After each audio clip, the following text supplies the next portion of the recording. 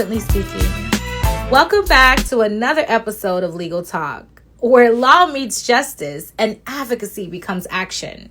I'm your host, Dr. Vickie Simon, and today we're discussing the cost of being unheard in healthcare. Now, let's be clear.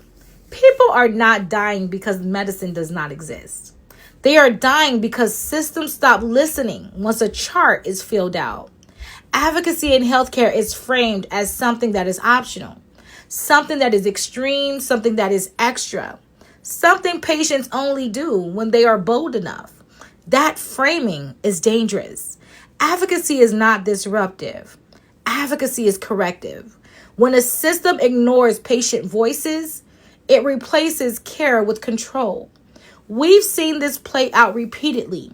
A recent case in Texas revealed how parents were excluded when a newborn child's organs came up missing.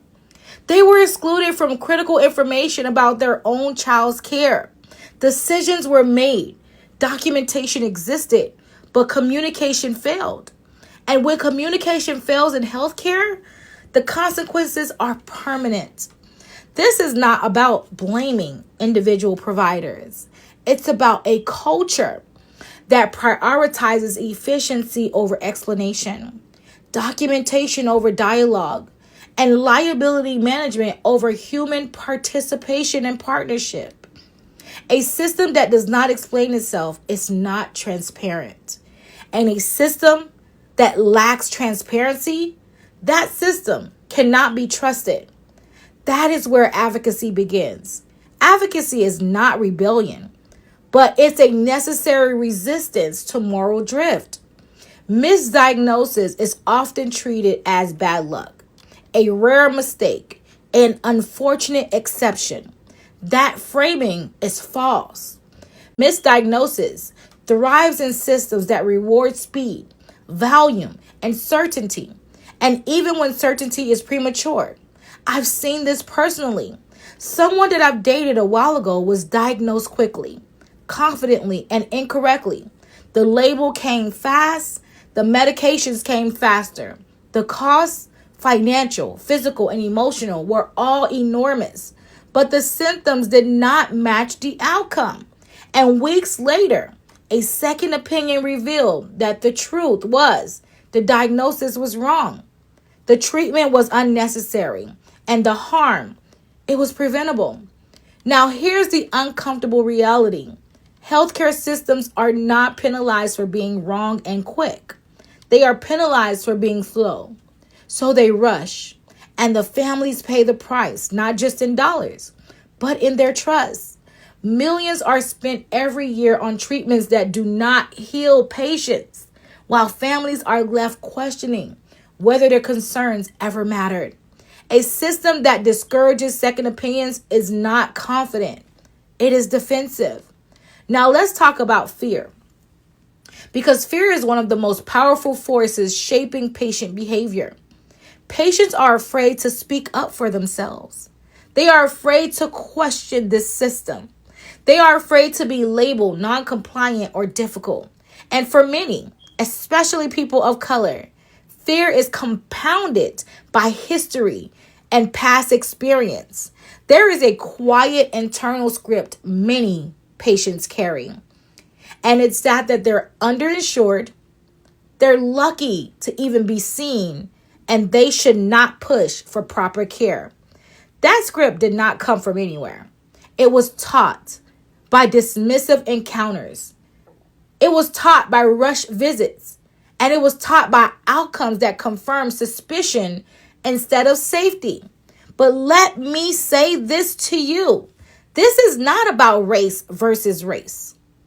This is about division that is trying to be placed in diagnosis. And division is not about the diagnosis. Division is about the silence. Division keeps us arguing sideways while accountability disappears upward. When fear replaces voices, systems begin to lose their feedback. And when systems lose their feedback, errors begin to repeat. And when errors repeat, people die. and they die quietly. And now statistics replaces their names. Advocacy interrupts this system. It interrupts this cycle. And systems that rely on silence will always feel threatened by educated and informed patients. And that's good, because they absolutely should. Now, being a threat, hear me, does not mean that you're being reckless. It means that you're being informed, you're being persistent, and you are being unignorable. You become a threat when you ask for explanations and document their answers. When you request second opinions without apologizing. When you demand informed consent and not implied consent. And when you refuse rush decisions when stakes are life-altering. You become a threat when you understand that healthcare is not a charity. It is a service. Sometimes, often, publicly funded. It is legally regulated and ethically bound. Systems change when patients stop internalizing blame and start externalizing accountability. And let me be certain that advocacy is not anti-medicine. It is pro-ethics. The most dangerous systems are not the ones that are being questioned. It is the ones that no one feels safe questioning. Now, if policy shapes systems, then voices are what shapes policy. Every question asked, every second opinion that is being sought, and every refusal to be rushed. Now that is policy pressure. You do not need permission to advocate. You do not need credentials to ask why when it comes to your care.